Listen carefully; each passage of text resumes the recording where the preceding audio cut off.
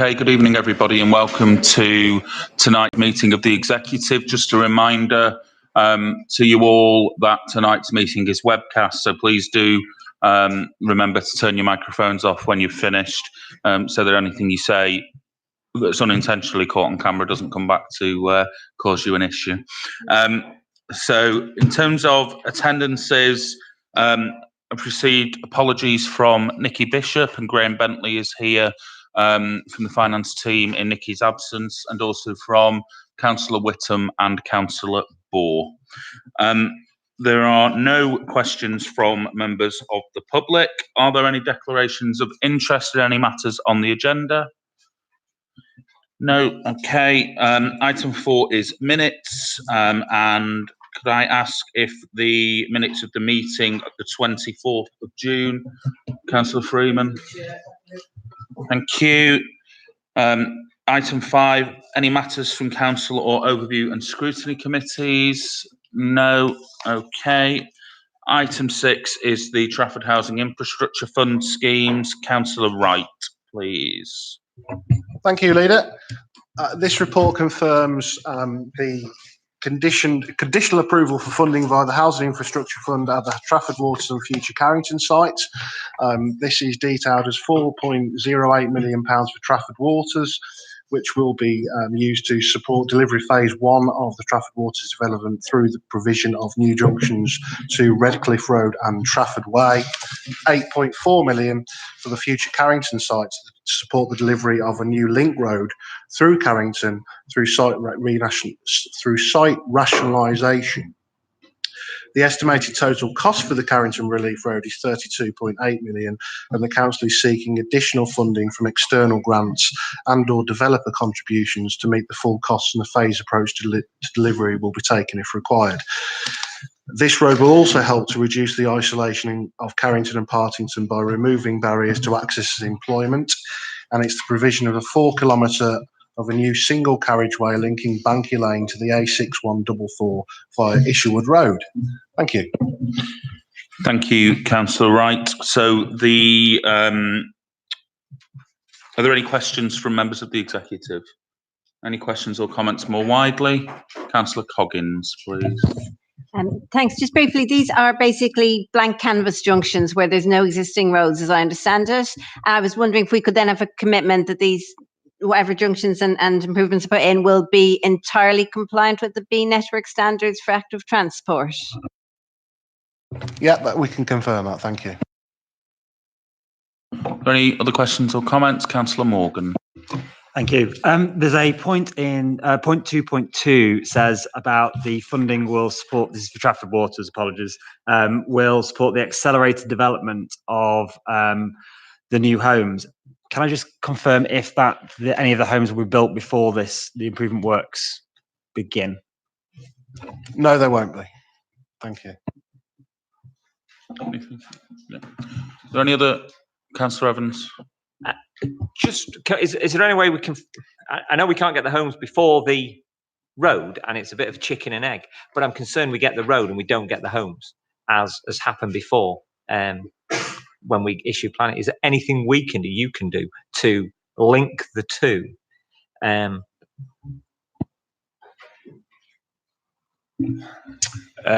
We will seek to do that. It's slightly different to planning permission. We have no powers to enforce anyone to implement a planning permission.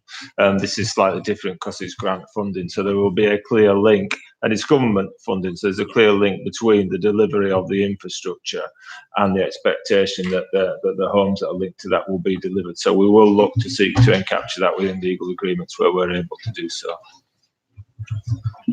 Any other questions or comments? No. Okay, the recommendations are as at page 1 of the report, page 11 of the pack. Are they agreed? Thank you. Item 7 is the award of contract, environmental enforcement and issue of fixed penalty notices. Councillor Adshead, please. Thank you, Leader. As members will be aware, 12-month pilot was approved in January of 2018 for enforcement works help deal with low-level offences like littering, dog fouling and small-scale fly tipping. This mainly covered the old Trafford, Gorse Hill and Stretford areas.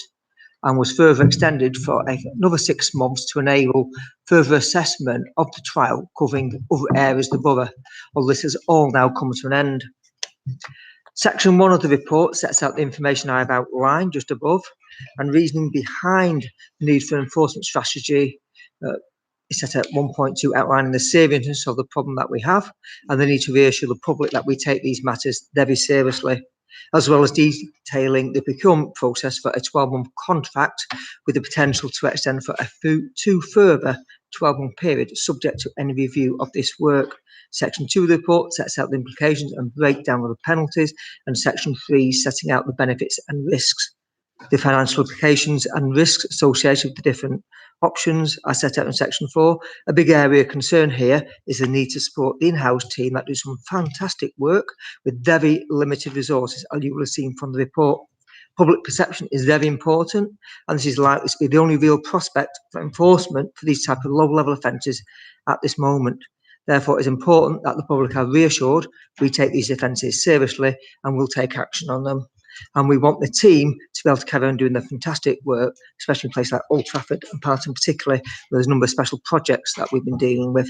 That brings me to the recommendations as set out on page 1. Leader, and I move. Thank you, Councillor Adshead. Are there any questions or comments from members of the executive? Questions or comments more widely?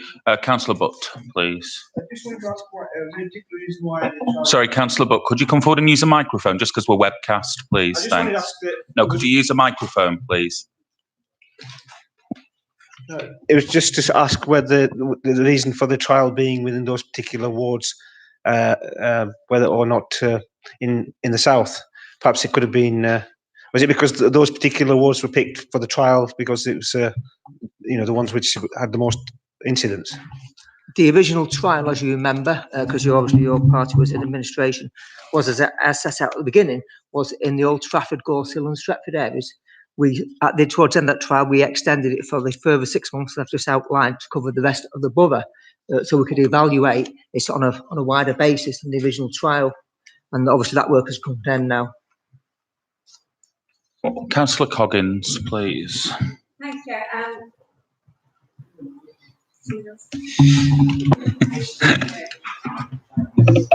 Okay, thank you. I was quite concerned about this, given the number of councils who have actually recently been dropping Kingdom. There's been a lot of publicity about whistleblowers from their staff, talking about the aggressive and intimidating tactics they've been using. They've been criticised by the charity Liberty, using powers that are ripe for misuse, irresponsible, failure of governance is some of the terms they use. They've been dropped in the last, since this year, started by Wirral, Thanet, Gwynedd, Bristol, Torbay and some other councils. So I was quite surprised that we were actually taking them on when we weren't already fully committed to them. On page 22 under paragraph 4.6, it's noted that I think we need to double the number of fixed point notices given out to cover the costs of this project if we were to do it in-house, which leads me to wonder how they can be doing it at a profit without using the aggressive and intimidating techniques they've been criticised for elsewhere. And on page 22 again at the top under section A, there's a little reference to reputational risks to the council, and it talks about mitigating those by co-location of the external provider within the council building. I wasn't sure how that would, if these were the reputational risks that were under discussion, or how those mitigations would help. Thanks. On your last point first there, obviously we've helped mitigate that by actually bringing the team in-house. So they've actually sat in this town hall, whereas previously, during the initial part of the trial, they've actually based outside of the town hall. So there was actually less of an accountability issue there. So by doing that, we could have brought them in. As you're aware, the original trial was actually with Kingdom, as you will notice from the recommendations on the front page. It is not with Kingdom, it is with 3GS. So like you notice that on recommendation 4 there, it's 3GS. The contract for 12 months for the new contract. Great. And you had another further point. I can't remember what that was now. It was the table on page 22 under number. Oh, it's the number of penalties. Yeah, I mean, this was part of the evaluation. Obviously, our preference would have been originally to look at an in-house option, but obviously the number of penalties to issue and we really didn't want to go down the road of actually being really hard to make them enforced. We want to be seeing this as much as an education exercise as it is about littering. Obviously, littering is an offence, and we are concerned about that. It does go on with chewing gum, cigarette ends, and other things.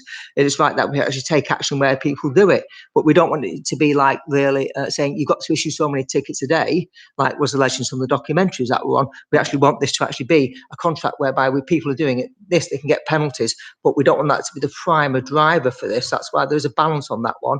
But having said that, though, as you will notice from the report, we're doing this as a 12-month contract with options to extend it on 2 further occasions. So at the end of each period, we can evaluate it and actually look at forward and see what our options are for the future. And obviously, we have not ruled out an in-house option at some future point. Very briefly, I mean, the primary concern remains, whichever contract it is, that if, in order for us to make it viable, we would have to issue twice as many fixed penalty notices. Whichever company is taking on is going to do that, plus make a profit. And I realise they will have some savings due to scale. And I'm worried that they will do that by using aggressive and intimidating tactics. Well, there's obviously, during the past few months, I've actually discussed with the team doing it, and there's a number of changes that have been implemented on that one, and we'll look at further changes if necessary, if there are any due practices. When the trial first come out in the beginning of the original trial, which was 2018, there were some practices that, obviously I'm not going to go into details here, but obviously there were some that raised some concerns that were raised with me about it, and some of those things were stopped. Obviously bringing the team in-house, actually, well, not in, bringing it into the town hall actually does help to that extent because they're actually more under our control there, whereas where there was some remote position. But actually, yes, I do agree about the issue of the number of tickets, and that was a concern, and that's one of the drivers we're concerned about, and that's why we want to obviously evaluate it on an ongoing basis. I mean, obviously, if at the end of 12 part of the problem is, of course, if people do take notice of the trial, then there's no need for penalties, and then there's no money to be made, and that's part of the evaluation we have to do if people simply don't drop litter. And that's is a thing that we'd actually like. So as for us, this is about as much as education, and the penalties are not the driver for us in this administration. Perhaps if I could just make a couple of observations. I am right in thinking that we would be expanding this borough-wide, where it's not the case at the moment. So therefore, the capacity to issue tickets is significantly increased. I think you're also correct about the economies of scale. Clearly, we have been keen to stress the need for a cultural change after there were some early issues with overzealousness of enforcement officers. And as Steve says, we have brought them into the town hall building, which I think has helped with that and their relationship that they've built with our in-house team. I think the other thing that's worth noting that may provide some reassurance is that the officers, as I understand it, all wear body cameras. So if there was anything in particular of concern, then I think that is something that would come through loud and clear to us. Councillor Evans, did you want to make a comment? Sorry, Chair. Section 4, it's a bit of a pedantic note, but I think there's an error in the table. And if there isn't, somebody explain it to me. The top 2 lines of section 4.4, 12 officers, 5 notices is 60 in a day. Next line down, 10 officers, 6 notices, 60 in a day. Net income, the same, yet you've got more officers. Is that an error? Or is there something hiding there? Is it cheaper to have 15 total posts rather than 13 total posts? No, it's the number of FPNs required is the number of notices that each individual officer has to issue per day in order to cover the to recruit enough income to cover the costs. So if you have more officers, then actually, because you can spread in your corporate overhead more broadly, then the number of notices per day they need to issue is smaller than if you have a smaller number of officers, because your corporate overhead is over a smaller number of activity. That I understand, but the math, 12 times 5 is 60, so that would give you an income. 10 times 6 is also 60, so that would give you the same income. So if the income is the same, but the costs obviously are going to be slightly more, despite the fact you're spreading your fixed cost, how can the result be the same? If we're accepting the report. But I just think it's an error there. Somebody's made a mistake, so I'm pointing it out. I think there's an error. Could somebody check it? Perhaps is the best way to put that, rather than keep putting you on the spot. We'll check it, yes. Okay, I think that said, regardless, it doesn't materially impact actually on the overall recommendations within the report. Are there any other questions or comments on this? Okay, the recommendations are as at page 1, page 19 of the pack. Are they agreed?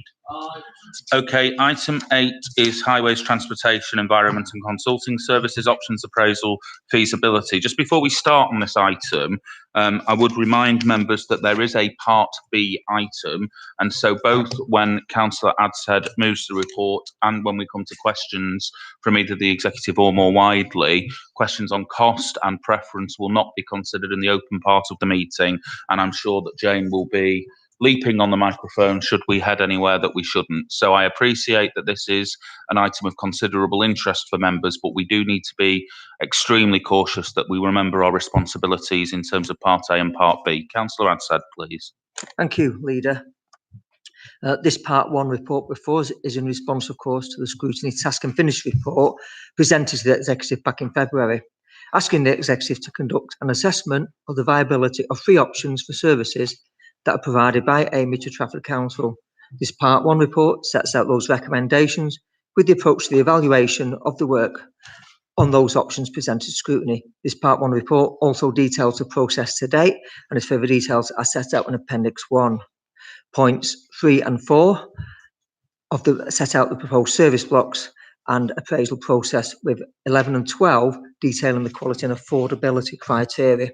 I'd also like to draw your attention to other options, and you'll note that whilst the council examine the viability of the free options for future service delivery, no other options are being considered at this stage. Also note that the option to do nothing is not under consideration, and the reasons for this is set out on Part 2 of the options appraisal report. I don't add a great deal to it at this point, as the Part 1 report is clearly most of the detail will clearly be discussed later, and I think obviously we are limited to what we can say in this point. Therefore, without further ado, I will remove the Part 1 report. Thank you, Councillor Adshead. Any questions or comments from members of the executive or more widely? No. Okay. The recommendations are as at page 1 of the report, page 25 of the pack. Are they agreed? Thank you. Item 9 is the highway safety inspection policy. Councillor Adshead again, please. Right. Thank you, Leader. Yeah, this is an important update for our highways inspection regime, which has been in place now since 2012. Since then, a number of changes have taken place, and therefore we need an update, and that is proposed to bring Trafford Council policy into line with current practice across both GM and nationally. The relevant information contained in section 1 of the report that sets out the background to the review and the reason why we need to update our policies and practices, and this further includes information on our statutory responsibilities. 1.1 refers to the Highways Act 1980, and 1.2 refers to section 58, our special responsibility in legal action against the authority. Sections 1.3, 4 and 5 give the main information relating to the current policies and practices and the changes nationally, including the well-managed highway infrastructure, which was published in October of 2016. With further information around the HIAMP, which we adopted in December 2017, you will also note it is proposed to separate the highway safety inspection policy as against the highway inspection procedure. You'll note section 3 that this report is cost neutral and therefore has no financial implications. I therefore, without further ado, move the recommendation as set out in the front page of the report. Thank you. Thank you, Councillor Adshead. Are there any questions or comments from members of the executive? Any questions or comments more widely? No. Okay. Members are asked to approve the new highway safety inspection policy. Is that approved? Thank you. Item 10 is the Trafford playing pitch strategy review, long-term security of tenure and local football facilities plan. In Councillor Bohr's absence, I will just say a little bit about this, which is a long-standing and very important piece of work for the council. Sets out the proposed review of maintenance processes, also looks at the development of a strategic investment portfolio and the process for decision making. But the two substantive items within this report that I think are long awaited and very important to our local sports community in particular are around the playing pitch strategy, which gives us a long-term plan to both protect and enhance our local playing pitches, not only to meet current demand, but to map for demand in the future and meet those obligations that we will have to our residents then. But also the content of the report with regard to security of tenure, and this has been a particular issue for a number of clubs, and indeed there are 10 clubs listed in the report who have reached a point now where they would be ready to sign for the long term, and I think that's incredibly important. I've met with representatives from a number of the clubs listed in the report, and that has had a material impact, that uncertainty around their long-term futures and their ability to attract grant funding from the FA and from other bodies, and in order to, again, as with our wider strategy, plan for the future. So I think this is a very welcome report, and I move the recommendations as at page 1. Are there any questions or comments from members of the executive? Questions or comments more widely? No? Okay. Recommendations as at page 1, page 49 of the report. Are those agreed? Thank you. Item 11 is the Greater Manchester Local Full Fibre Networks Programme report. Councillor Wright, used to be my specialty this, but over to you on this one. Thank you, Leader. Currently, only 1.94% of premises in Trafford have full fibre connectivity, which is below both the GM and national average. The aim of this report is to increase it to 25%. The council have identified 31 council-owned or operated sites, with a further 90 sites or public assets have been identified for inclusion within the borough.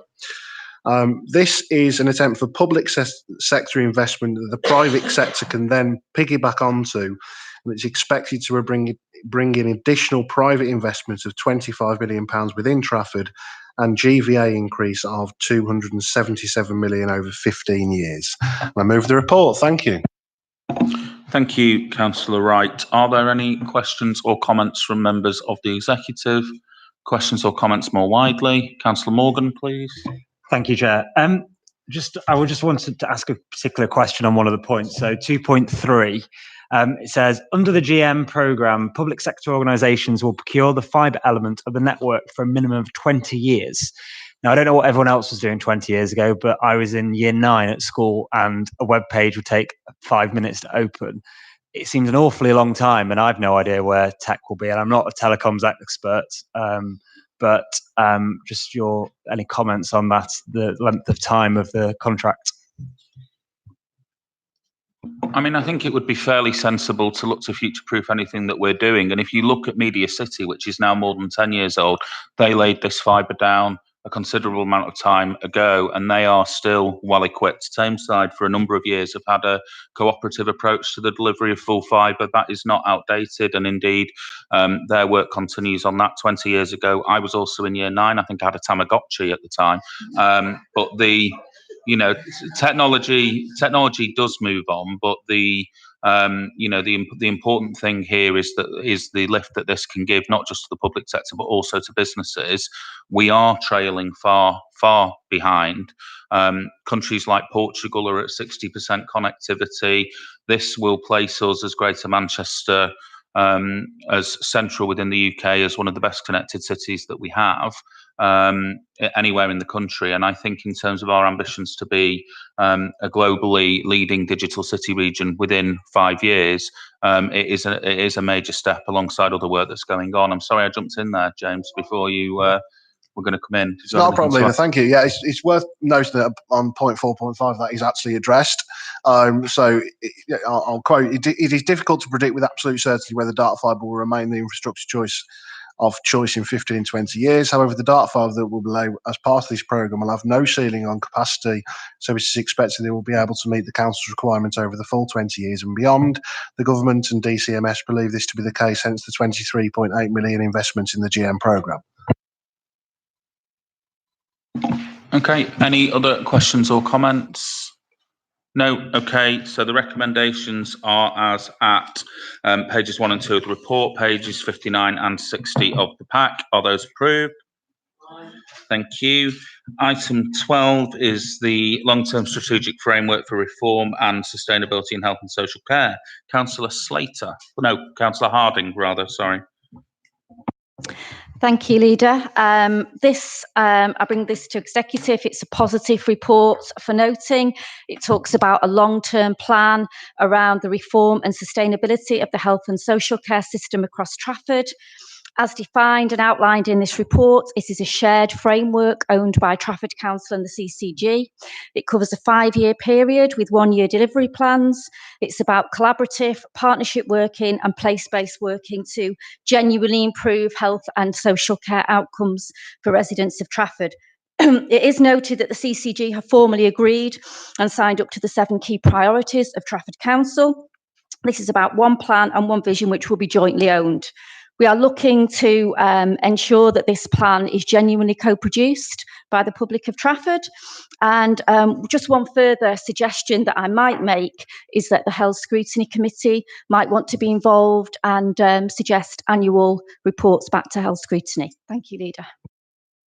Thank you, Councillor Harding.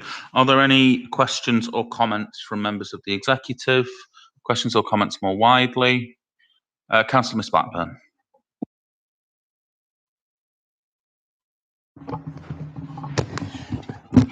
Thank you, Leader. I just wanted to comment that obviously we want our residents in Trafford to be helped and to have GP practices close to the home. And as and when practices are closing, sorry, I'm not speaking into it. As and when practices are closing, other GP practices are going to have a greater workload. Could the CCG update the council when they intend to increase the number of practices? For instance, the one on Chester Road, that's already impacted on other practices in Stretford, Davyhulme and Urmston. And obviously GPs and other members of staff at the practices are having to spend then less time because their practice numbers are increasing. Thank you. Councillor Harding. Thank you, Councillor Blackburn. I mean, clearly, whenever a GP practice closes, the CCG does communicate to the wider public and to all of us as elected members to make sure that we speak to our communities about this. There's the new primary care networks. This is part of the wider plan. So there's lots of work to do around health and social care, but we take your point that, you know, it's about how we communicate with residents and ensure that they have access to good, local, high-quality services. Are there any other questions or comments? No. Okay. Councillor Slater, did you want to come in there? What I understand, Leader, is that those practices where patients have been transferred, they've actually taken on extra staff so that they can cope with the numbers. Okay, thank you. The recommendations are as at page 1 of the report, page 83 of the pack. Are those agreed? Thank you. Item 13 is the Trafford Community Services transfer update. I think this one is Councillor Slater. I think the agenda lists an exec member that we don't have anymore, so I wasn't sure which of the two of you it was. But Councillor Slater, please. Thank you, Leader. The paper has been to exec previously and will come back again for a formal decision later in the year. The paper is just to update the executive of the work undertaken so far and to note the progress of the programme and the transition from Trafford Community Services from Pennine Care Foundation Trust to MFT. If you note at point 1, the background, it talks about Pennine Care Foundation Trust that they gave notice to Trafford Community Services in summer of 2018, and then we move forward and part of the timeline is that now we're going to be able to we've established the partnership with MFT, and this will be concluded hopefully by October 2019, and the details are in the report. I'd also like to point out that the Section 75 agreement was refreshed with the PCT PFCT, sorry, and that will continue up until the 30th of September, when we hope to get a conclusion. Section 3 of the report talks of the progress of the transfer, and obviously it's outlined there in all the bullet points.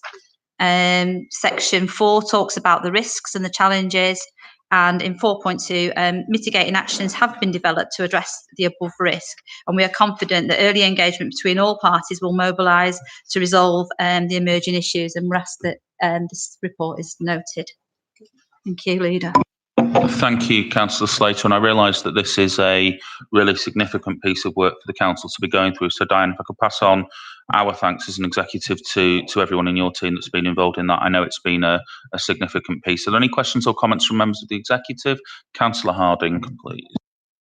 Thank you, Leader. Again, just as with the previous report, I think it might be worth Health Scrutiny Committee having an oversight, particularly in relation to some of the transfers that have highlighted some areas of concern around eating disorders, services and so on. I just think it would be worthwhile having that kind of cross-party oversight so that everybody is happy about this transfer of services. Thank you.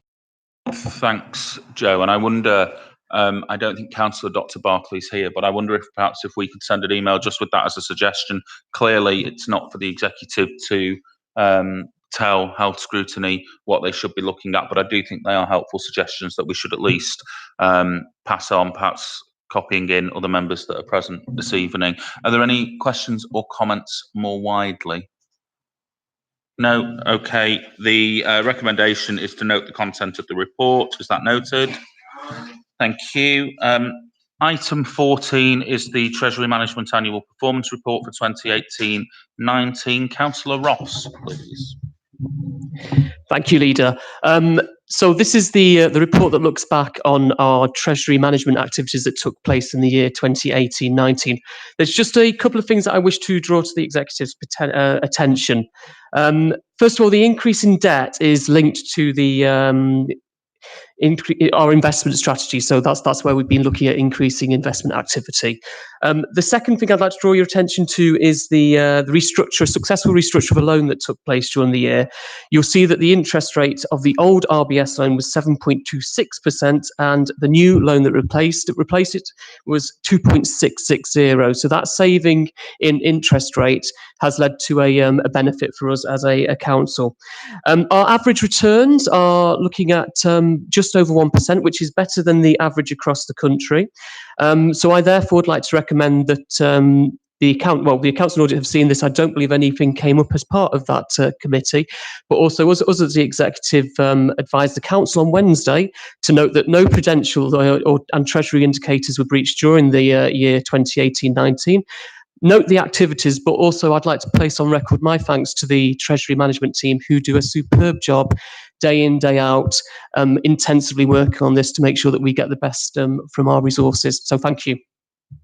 Thank you, Councillor Ross, and echo those thanks. I know the significant contribution that just the one transaction that you highlighted has made to our budget position for this year. So the work that team do really is fantastic and makes a big difference to the council. Are there any questions or comments from members of the executive? Any questions or comments more widely? Councillor Myers, please.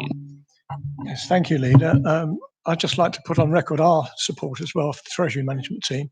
They are, as a team, they are terrifically successful. And in fact, on page 113, there's a note about the Church Commissioners Property Fund, which I'm delighted to say is now gone the right way. Thank you. I'll just say I share that delight too. Any other questions or comments? No? Okay. The recommendations are as at page 1 of the report, page 97 of the pack. Can they be agreed? Thank you. Item 15 is Councillor Ross again with the budget monitor for period 2 2019-20. Councillor Ross, please. Thank you. So you'll have seen that we're now into reviewing the current year's budget. So this is period 2, which brings us up to the current status with the budget. There's just a couple of things that I'd like to draw to your attention in this. First of all, you will see that there is a budget pressure and adverse in the children's services budget line. That is largely linked to placements. Obviously, any pressure is a concern.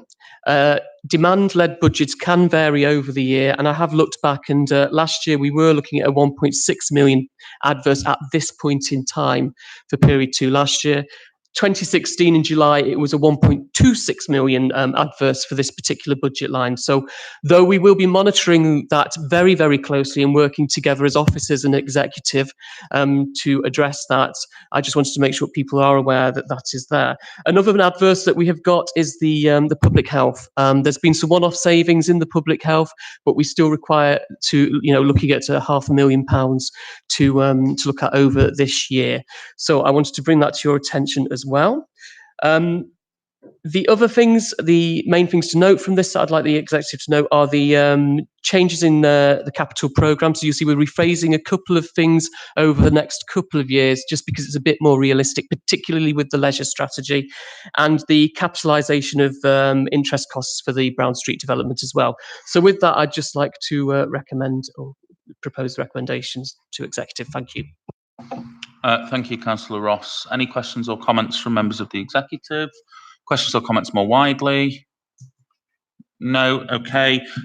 So recommendations at page 1 of the report to note the report and the changes to the capital programme that Councillor Ross highlighted. Are those recommendations approved? Thank you.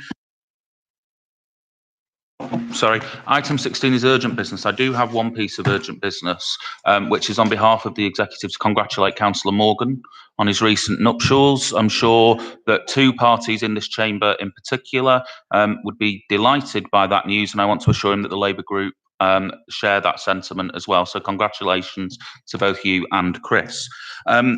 Item 17 is the exclusion resolution, which I move. Is that approved? Thank you. Can anybody who is not a member or officer of the council please leave? Thanks.